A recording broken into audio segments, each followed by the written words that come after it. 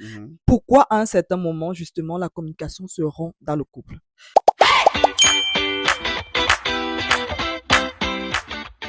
Vous êtes avec Monsieur Tawet, vous avez reconnu, et je suis avec. Bélis Tawet. Alors, aujourd'hui, tu as une histoire pour nous? Non, j'ai pas une histoire, mais j'ai Ah, plutôt une question. Ah, ok. un sujet qui touche beaucoup de couples. Mhm. Et j'étais choquée de voir à quel point, justement, plusieurs couples ont réagi, bon, indépendamment, donc séparément, mais tu comprenais déjà que beaucoup de couples vivent Mhm. ce phénomène, mais n'en parlent pas. À un moment donné, on a l'impression, en fait, que les couples n'ont plus rien à se dire dans sur après 2, 3 ans, 5 ans, 10 ans, voire 25 ans de mariage. Pourquoi est-ce que on observe plus ce phénomène-là? Même nous, d'ailleurs, à un moment donné, on a dû chercher à pas créer des liens, mais plutôt éviter de tomber dans la routine. Mhm. Moi, je me dis, à un moment donné, tu rentres, on est dans une routine où tu pars au travail, tu reviens, tu regardes, tu n'as plus vraiment le temps de t'intéresser à celui qui est en face de toi.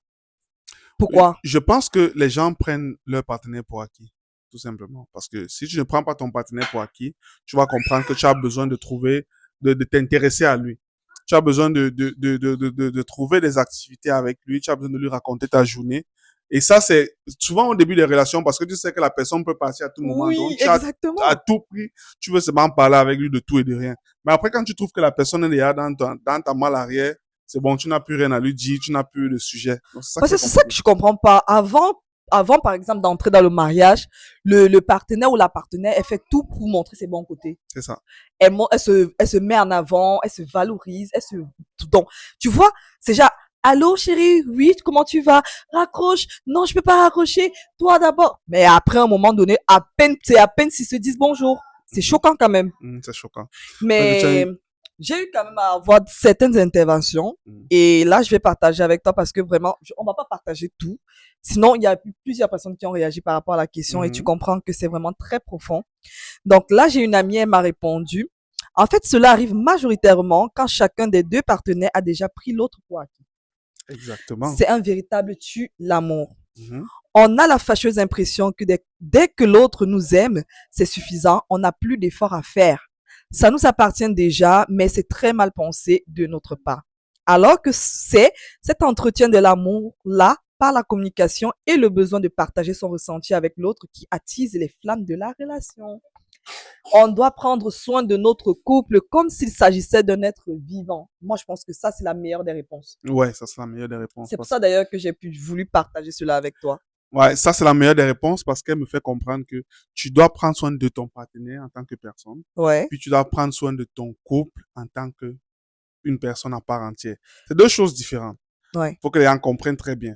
Tu peux acheter les habits à ton partenaire, tu peux faire à manger, mais le couple aussi a ses propres besoins qui nécessitent que vous deux vous soyez dans des activités ensemble ou bien vous fassiez des Ouais. choses ensemble. S'intéresser à la C'est personne. ça. Voir la personne. Parce que généralement, tu vas voir, il y a des couples, ils sont ensemble, on dirait déjà des frères et sœurs. Donc, ils sont tombés dans une routine pas possible. Mm.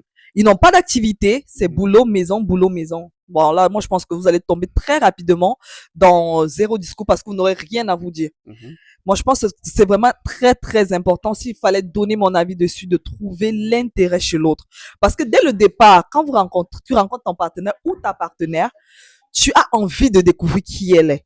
Donc, tu communiques avec elle. Tu sais que c'est ta meilleure, comme on dit souvent, ton bestie, en fait. Mhm. Tu as envie donc, comment conserver ce lien-là? C'est vraiment très important. Ouais, c'est pour ça qu'elle a donné Et son toi, moi, je veux témoignage. avoir ton avis parce que les hommes, généralement, ils parlent pas trop. Nous, on vous dit, en fait, ce qu'on veut, on veut les attentions, tout ça. Mais les hommes, très souvent, n'ouvrent pas leur bouche. Toi, c'est quoi ton avis? En Qu'est-ce qu'on fait, doit moi, faire mon avis, c'est simple. Il faudrait que vous ayez des activités ensemble. ensemble? C'est tout. Merci beaucoup. Moi, je pense que ça va résoudre beaucoup. Des activités, ils vont te dire, il faut l'argent pour ça, mais moi, je suis pas d'accord. Faire une marche avec son conjoint, par exemple, son partenaire, ça ne coûte rien. Faire une soirée Exactement. ciné, ça ne coûte rien.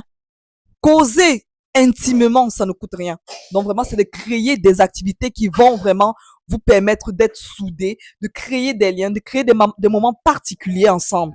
C'est super important. Je dis ça, je dis rien. Hein. En tout cas, je vous souhaite de passer une très belle soirée. Prenez bien soin de vous. Au revoir.